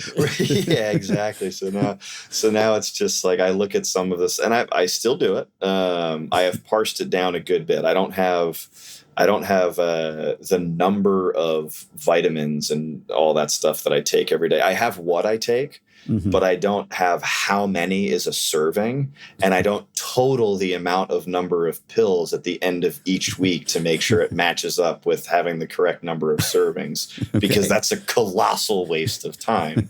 But I do so. I'm looking at one right now for this week, and I have my conditioning, my energy system development, as we call it. I have workouts, arm care, any warm-up protocols that I do. I track how long I'm in a hot tub, cold tub. Did you put this podcast appearance in a spreadsheet? I made a note of it in the spreadsheet. Okay. But, all right. We're in there. I didn't have, there's a splash. But then I didn't know what else to add after that. So it's going to take an hour. So 60 minutes minus 60 minutes equals 0 minutes left. So it's in there in a to-do file. But I love when you punch numbers into it and it just kind of changes them on another side of this. And that's really that's my limit of what I can do. I can add and subtract and a couple of multiplication things, and that's it. I run into people who I don't even know how to describe how adept these people are using Google Sheets and Excel and stuff like that. That's my wife, basically. Yeah, okay. She knows all the formulas. I do a lot of data stuff for baseball writing and analysis, and often I outsource some of that to her because that's more in her wheelhouse. So you ever need any tips, I'm sure she could help. And although she is sort of an Excel snob, and so it will probably be a bit of a letdown that you're a Google Sheets guy. It's kind of like our Android versus Apple. Yeah. I have converted her to the Android army, so she is in the Google sphere, but not when it comes to spreadsheets. She's just a big believer in the offline experience. I understand. Do I agree? Absolutely not. But I understand. No, I've seen, the more I've kind of looked into it, I've definitely seen there's Team Excel and there's Team Sheets, and it's an interesting balance of power when you get them all in one room. Yeah. So my former co-host and co-author, Sam Miller, he used to have, maybe still does have, a philosophy that baseball players aren't funny. This has been one of his beliefs, and not a blanket statement, obviously. And maybe you could say this about most people.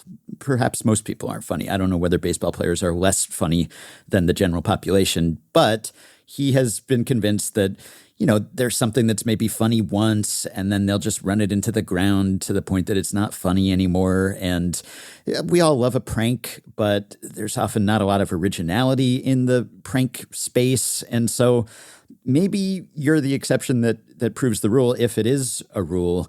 And I think when people discover you, they get excited because it's like, wow, this guy's a big leaguer. He's also legitimately hilarious. And so I wonder whether this matches your observation about your fellow baseball players, or whether you think that maybe it doesn't come out publicly when there's a pressure to speak in cliches, maybe in private, in the clubhouse. That comes out more naturally, more organically. But baseball players, they're immensely skilled at what they do. Maybe they don't have to be funny to get by in life sometimes, or maybe they're just so consumed by being professional athletes that doesn't leave a lot of time to cultivate your sense of humor. Or maybe this is just way off base entirely. What do you feel about the funniness of baseball players? I think that when most of what is seen is surrounding baseball, whether when it's an interview or something like that. You do the on-field interview with the player of the game, or you're asking someone questions in the clubhouse after the game or something like that. It's 99% of it, 99.9% of it is baseball related information. And we take baseball very seriously, whether someone looks really laid back, even if someone looks like they're having a ton of fun on the field, it's not a joke. We're still taking it seriously. So when all of the conversations are about people's livelihood, someone's livelihood playing baseball, then they take it very seriously. You're going to get relatively serious answers. So I think that there's just not a lot of space to explore someone's personality further, which I think can be like, there's plenty of hilarious people, but how often you get the opportunity to do that with someone, it can be kind of limited, unfortunately. So I think it exists, but it's so hard to find the time to really like crack into someone. And then of course, and especially with social media, I believe that if someone opens themselves up to a type of personality, it's just another thing that you can be worn out about. If someone's gonna trash talk me a whole bunch, the less they know about me, the better. Because then it's just the one, okay, all you can do is make fun of how much I stink as a pitcher. That's great. If I give you any more information, you can just start drawing on that and trash me for that. And it just becomes more than what you need to deal with. I don't know if anyone else feels like that, but I do think that could be a limiting factor. It's like, oh yeah, let's explore my personality. Actually, there's going to be a small percentage of the population that's just going to grind away on my Instagram or whatever it may be, because they enjoy doing that. So I'm just not. If you notice an uptick in spreadsheet related heckles when you return to the mound, you can blame this podcast potentially. I saw your Wikipedia page includes the sentence. Now, I don't know whether this was here before we talked about it on the podcast during spring training or whether this was subsequently added. I haven't looked at the edits, but the personal life section of your Wikipedia page, which is fairly concise, but the first 3 facts on it are that you are married and you had a son and when your son was born and what your wife's name is and where you live. Those are all pretty important biographical details. And then the next sentence is, Brebbia enjoys using spreadsheets. I love that made it on there. Yep. I'm glad that the family stuff was given a little more important. It's a bit incomplete. But I am glad that they valued family more than my love of spreadsheets. But I'm glad that's on there. I will keep my ears peeled now for more like Excel's better. Like I'll listen for that and see where we land on that. Exactly. Is there anything else that we could get added to your Wikipedia page here? Some other interest of yours that you haven't talked about or that people may not know about? Something else sort of eclectic, idiosyncratic? What other hobbies do you have? I can't imagine anything else about my life right now being something that someone wanted to learn more about. Baseball takes up just an insane amount of time. I mean, it's everything, right? When you're sleeping, that has to do with baseball. Every meal you eat has to do with baseball. You go to the baseball field to work on baseball. When you get back, you're like, okay, what's going to make baseball good for me tomorrow? So like, baseball takes up so much time that there's really doesn't leave you a lot of space for anything else. When baseball is no longer an option for me to play, we'll get in touch and I'll tell you what weird stuff I am using to eat up my time at that point, because I can only imagine how just disturbing it might be. Yeah.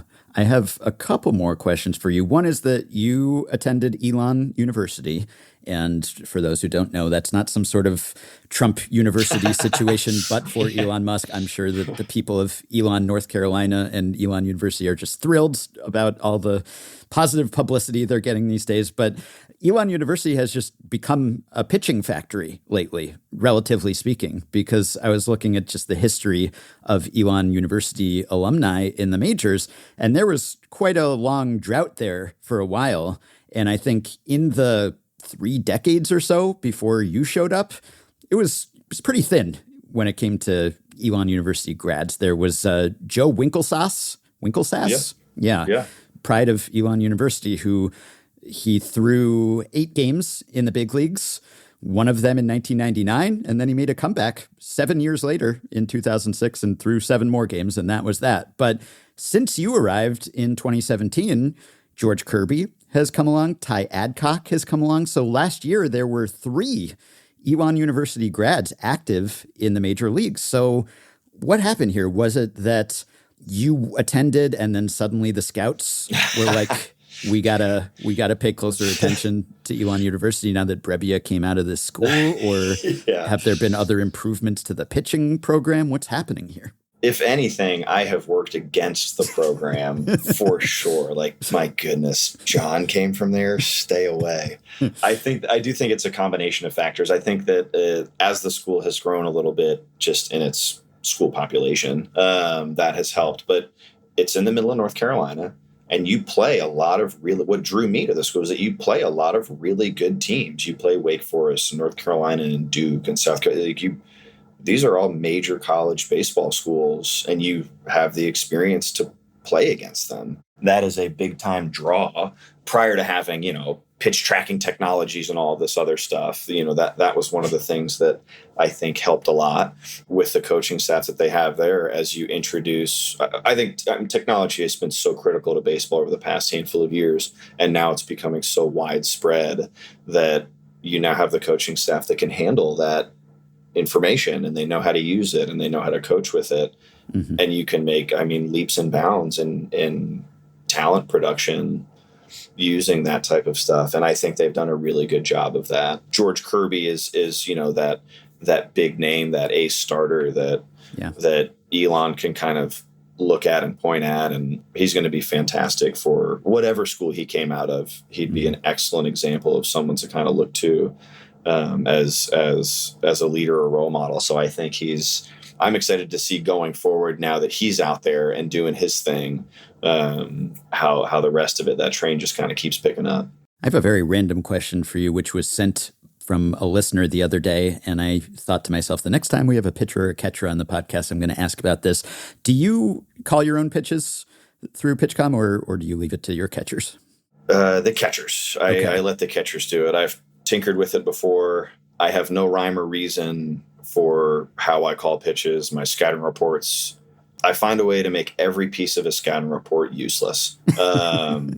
It's just like I dig, and then I dig too much, mm-hmm. and then I don't dig that much, and I end up being wrong. There's so much information that I let people that are considerably better at assessing it look at it. Yeah. And I often call myself the luckiest pitcher in baseball just because of the catchers I've had throughout my career, between, Yadier Molina and Matt Wieters.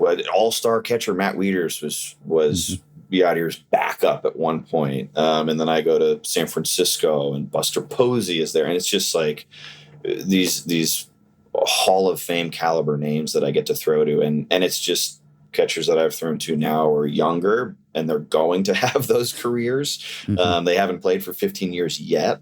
So they don't have that name recognition just yet, but they are the same type of guys. So I consider myself the luckiest pitcher in baseball with that. So I don't have to they're so much better at scouting reports than I am. And the coaching staffs, of course, are massively involved. Mm-hmm. And that group of minds is considerably better at assessing how to call pitches than I am. So I stay as far away from it as possible. Well, I don't know if you'll be able to answer this because I couldn't. And listener Kenny wrote in and said, this might be an obvious question. And at first I thought it was, and that it would be super easy to answer.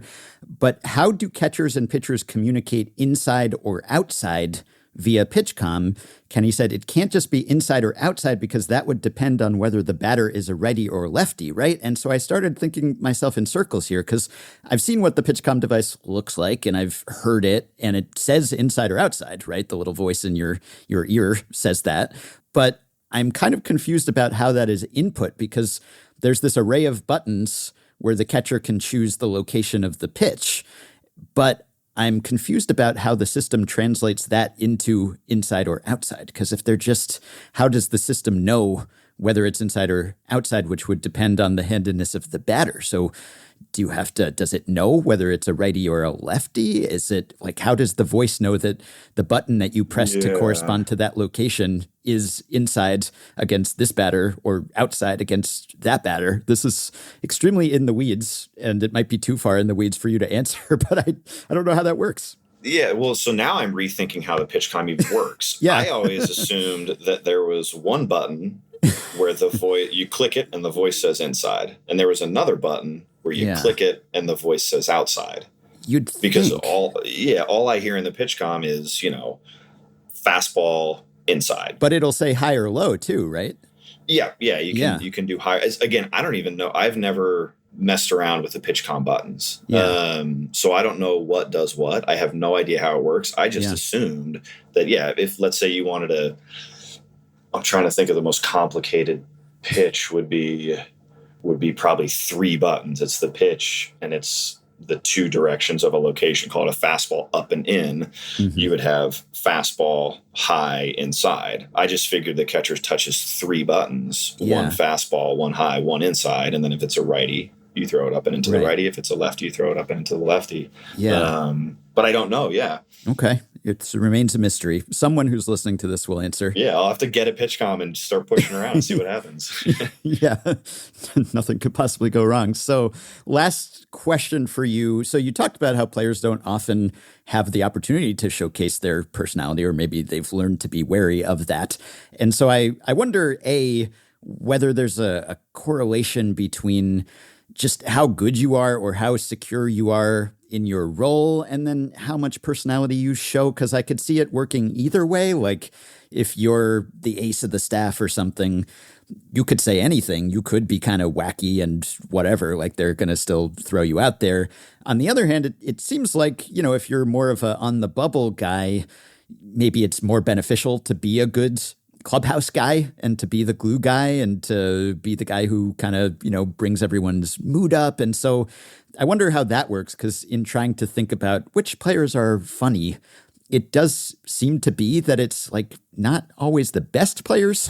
And so maybe is that, and I'm not denigrating your career because you've had 8 years in the big leagues as an above average pitcher. That is amazing. But I do wonder, and maybe it's just that like the very best players, they get interviewed more and they learn to clam up more quickly or something. But like, it does seem like often it's like the 26th man on the roster or something who's like cracking everyone up. I don't know. I wonder if that is an exposure thing. Your ace pitcher is just always having to do something. You're the star starting shortstop hitting 40 homer, whatever it may be. Yeah. They're just always getting talked to. So it just becomes kind of the same thing all the time. Whereas you get relievers who it's like, relievers are crazy. It's easily the most wild group on a team, most effectively wild group on a team. Thank you. You plug. Be running that clip forever. We got Brebbia to say effectively. We tricked it. We got it. Relievers. It's like you get interviewed when you blow it, and then that's kind of it. So we've got all day to just. We're just stuck with each other. So you get all the cool stuff. Hey, where are you from? You married? You got kids? Where do you live now? What teams that takes 2 days. And you feel like you know someone real well. So then the rest of it is you're just like, all right, we got to fill time. Let's ask some weird questions and see what this person's like. So you just get used to that. And you get these nutty relievers. And then we don't get interviewed. So no, and then we do. It's like, you gave up 11 runs. What happened? It's like, all right, well, yeah, it didn't go. So I missed my spots. What do you expect? Yeah. So yeah, I'm not sure if it's just like, if it is that exposure thing where you get asked so much that it becomes rinse and repeat answers. And then if you're someone that doesn't get asked a ton, it's, maybe you get a little more of a sideshow. Yeah. Yeah, I liked the Pete Fairbanks approach to the post-game interview. I don't know if you recall this from a couple of years ago, where he had a bad outing and he just kind of was just like, yeah, I sucked. Like, he just was very frank about how bad he had been. I appreciate that approach too. Yeah. You know, it's just, I mean, you're big on the self-deprecation and the deadpan delivery. I think two comedy things that I appreciate very much. Like, if you were on SNL, if you were hosting SNL one of these days, I feel like you wouldn't break in the middle of a skit. It seems like you can really keep a straight face. Maybe it helps that we can't see your face much of the time under the beard. I've had my head buried in my hands this whole time laughing, actually. So yeah. No video, just audio, right. And I'll be fine. Yes, exactly. Well, you said relievers don't get interviewed that much. We're making up for lost time here. This could great. be the longest this is interview great. ever. Yeah. But, I'll get you 7 more on here tomorrow. Yeah. Yeah, you tell all the other guys, like, you got to go on effectively. Wow, they'll let you keep talking as long as you want. That's great. Yeah, you can never stop. Our listeners love that. But when I reached out to your agent, he was a responsible agent and, wanted to have a quick call to vet me, I guess, to make sure this wasn't some sort of gotcha interview or something. And, I guess he failed to pick up on the degree of the parasocial attachment that I had formed with you, or else that could have scared him off. But he said something along the lines of, like, I think this would be good for him, like, to get to show the personality, and who knows, down the road, maybe this is something that he would want to do more. You want to pitch as long as possible, I'm sure. But is this something that you envision, some sort of media presence? Because I feel like, you were a 30th rounder as a pitcher, but I feel like as a broadcaster / podcaster / commentator on baseball, you'd be like a first rounder. You'd be like right off the board because you have the experience. You're saying that because it doesn't exist. A draft doesn't exist. So you can just say that and it's fine. I can't be proven wrong. But no, like when, MLB Network or whatever is like surveying this year's free agent class of recent retirees or whatever, when you get to that point in your career, if that's something that you would want to pursue, I could see podcasting in your future. A lot of players getting into the podcasting game these days. Is this something that you would entertain down the road? My answer is kind of a cop-out because it's yes. My answer is yes. But I enjoy trying new things. So there's a lot that you could say, hey, would you try this? And there's a good chance that I'd be like, yeah, I'll try it. I might not like it, but I'll certainly try it. If I had to guess, I would say that this would be something I would be more interested in. John, you want to log roll down a rocky mountain with wrapped in a sleeping bag, right? And it's like, well, I'll do it, but I don't think I'm going to enjoy it. I think this is probably trending in the more enjoyable direction. So I'm going to say yes with a small asterisk next to it. Glad you still think it's enjoyable after this marathon interview. That's it's a good sign. Well, now I love it, actually. Okay. Well, my parting thought, because at Players Weekend a few years ago, one of my favorite Brebbia interviews was when you were interviewed about your Players Weekend nickname, which was Brebbia. And you were also wearing custom Nike cleats where you had a swoosh special ordered onto them, and they did that for you. And you were showing off the gear as well. If you're in the market for another nickname at any point that is not the same as your surname, I was thinking that the first big leaguer to have attended Elon University. Now, there are some great names among the Elon grads in the big leagues, such as Dick Such was in the big leagues in 1970, went to Elon. There was Tal Abernathy. There was Cap Clark. We're going way back here. But if we go all the way back, the first one, the trailblazer, was Bunny Hearn. Bunny Hearn, who he was in the big leagues from 1910 to 1920, given name Charles, but he became Bunny. And that might work if you wanted the alliteration as a tribute to the pioneer, Bunny Brebbia. Yeah. I like the length of the career too. There's a lot of things working there that we can go with. I'm not opposed to that at all. They just have to bring back. I don't think there hasn't been a Players Weekend in a year or two. Has there? Have I just missed it? There was one I remember within the past year or two, because I remember all the custom bats, but I don't know if they did the nicknames on the back that they had done in previous Players Weekends. Right. But yeah, I don't know. Bunny, he came up with the Cardinals too, so you're kind of following in the footsteps of Bunny Hearn. Well, hey, obviously I'll try it. Yeah. Well, this was a great joy, at least for me, and I'm glad that I could make my one-way did we just become best friends conversation two-way, at least temporarily. We locked it in. Yeah. Absolutely. We locked it in. Okay, good to know. At some point, maybe we'll meet via video, perhaps even in person. I'll crash the clubhouse and I'll introduce myself as the guy who kept you on the podcast for a really long time. But wish you well with the remainder of your rehab and your return to the Tigers. Clearly, they need you because, things just haven't gone great since you've been on the IL. So you got to really rush back. Baseball players are superstitious. I mean, when things are going well, you don't want to change anything. So you might just voluntarily remain on the injured list for a while. I'll just not to mess with success. Sit here and be like, look, if you guys want to win 150 games, I'm fine with that. Look forward to seeing both you and the Beard back in a big league game. John Brebbia, thank you very much for being so generous with your time. Well, of course. I had a blast. Thank you so much for having me. Well, after we wrapped up, I told John that he could cross off Effectively Wild on his spreadsheet, and he said, yeah, check done. 1 out of 1 podcast done this week.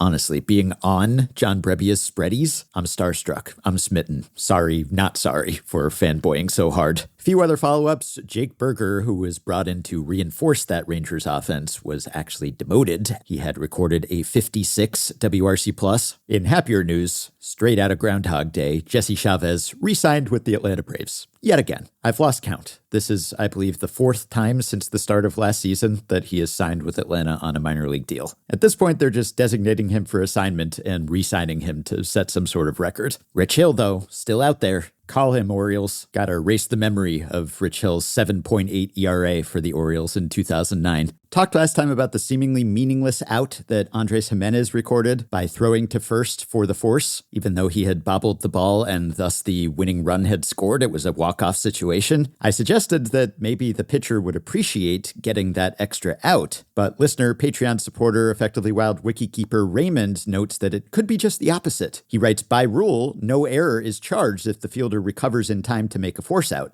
Therefore, the run was earned, whereas with an error, it would have been unearned. So this hurts the pitcher rather than helps him. So maybe Jimenez did it for selfish reasons. Getting the out at first erases the defensive error. Good point. After we talked about Lin-Manuel Miranda's possible Molina Brothers movie, my pal Zach Cram asked me something that I was already thinking about, which was which Lin-Manuel project would I want to see more, a Jose Molina biopic or a Patrick Rothfuss adaptation? Because Lin-Manuel was previously supposed to help adapt Patrick Rothfuss's Kingkiller Chronicle, a great but notoriously unfinished fantasy series. I told Zach I'd rank Jose Molina biopic at the top, then Kingkiller adaptation, then Molina Brothers movie not specifically featuring Jose. However, I might reconsider if the Kingkiller adaptation came with a completed Book 3, The Doors of Stone, which is in a Winds of Winter-esque delay, but if Lin-Manuel could make that happen, he probably would have already. Couple suggestions for what to call a towering bat flip. We suggested that flip didn't quite convey the height of those bat flips by Wilson Contreras and Junior Caminero and Andy Lugo. Listeners Mark and Ben independently suggested bat launch, which I think is pretty fitting. And speaking of the bat launches, listener Patreon supporter Eric wrote in to say you can't tell the height of the flips with the camera angles given, but the good news is that in order to know which was highest, you only need to calculate the hang time.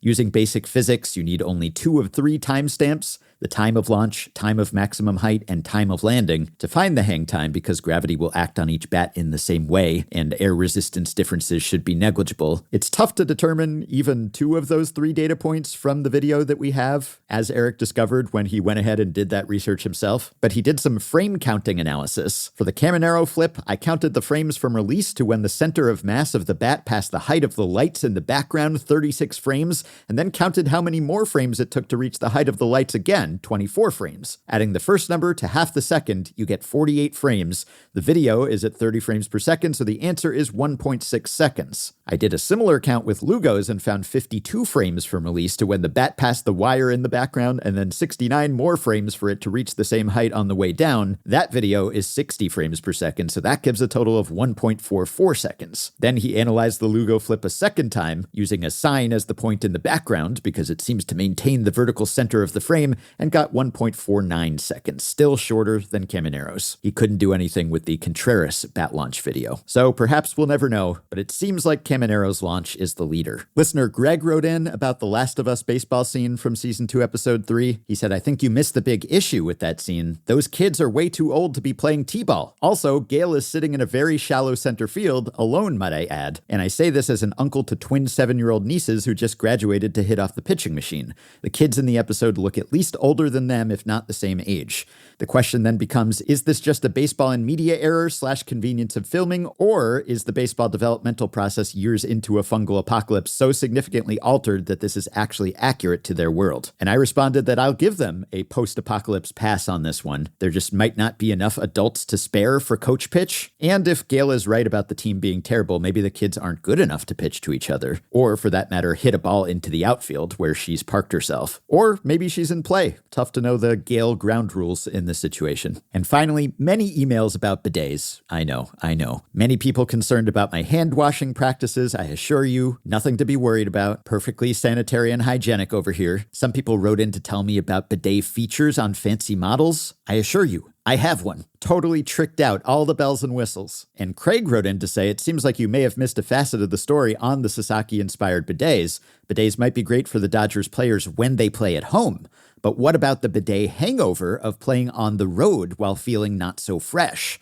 Could Sasaki be setting himself up for a Coors Field-like home road split? How long until we can expect to get the FanGraphs toilet splits? Probably pretty long, but it's a good point because when I travel and I'm in a bidet-less environment, I have a hard time adjusting. I mean, I do what needs to be done, but I feel like I've regressed, become less civilized. There's also potential for chafing if you're, not used to it. I did mean to mention the Rockies' Coors Field hangover because you can't even blame that for how bad they've been. It used to be that they would at least score runs at home and then you'd park adjust and the superficial stats would look a lot less impressive, but at least they'd score a lot of runs, even post-humidor. Now they don't even do that. They don't even really hit at home. It's dire. Anyway, more than enough about bidets, I'm sure. I'm imagining new listeners who joined us a couple weeks ago after hearing the Ella Black podcasts, thinking that they were going to get nonstop quality reporting and journalism and empathy and production values, and then they got 15 minutes of bidet discussion. Speaking of Ella Black, one more reminder, this Sunday, May 4th, if you're in the New York area, you can accompany me and fellow listeners and other people who worked on the Ella Black podcasts to visit the cemetery where she was laid to rest. The details are on the show page in the episode description. Come tag along and say hi if you're in the vicinity. And please consider supporting the podcast financially by going to patreon.com/effectivelywild, as have the following 5 listeners who have already signed up and pledged some monthly or yearly amount to help keep the podcast going, help us stay mostly ad-free, and get themselves access to some perks. Davis Cornflower, Keith Phipps, Willow Brazuck, Alex L., and Joe Crawford. Thanks to all of you. Patreon perks include access to the Effectively Wild Discord group, monthly bonus episodes, the 42nd of which we just posted. We talked to producer Shane McKeon about his work on this podcast and elsewhere. You can also get access to playoff live streams, discounts on merch and ad-free FanGraphs memberships, personalized messages, autographed books, prioritized email answers, and so much more. Check out all the offerings at patreon.com/effectivelywild. If you are a Patreon supporter, you can message us through the Patreon site. If not, you can contact us via email. Send your questions, comments, intro and outro themes to podcast@fangraphs.com. You can rate, review, and subscribe to Effectively Wild on iTunes and Spotify and other podcast platforms. You can join our Facebook group at facebook.com/group/effectivelywild. You can find the Effectively Wild subreddit at r// FanGraphs.com/effectivelywild, and you can check the aforementioned show page at FanGraphs or the episode description in your podcast app for links to the stories and stats we cited today. Thanks to Shane McKeon for his editing and production assistance. We'll be back with one more episode before the end of the week, which means we will talk to you soon.